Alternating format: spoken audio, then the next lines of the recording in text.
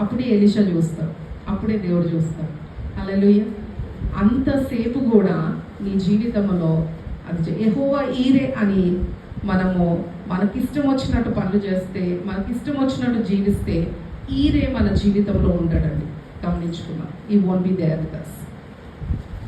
ఇతను అప్పులవాడే త్వరగా చనిపోయాడు. ఎందుకు చనిపోయాడో తెలియదు. Maybe something happen, persecution జరిగిందేమో.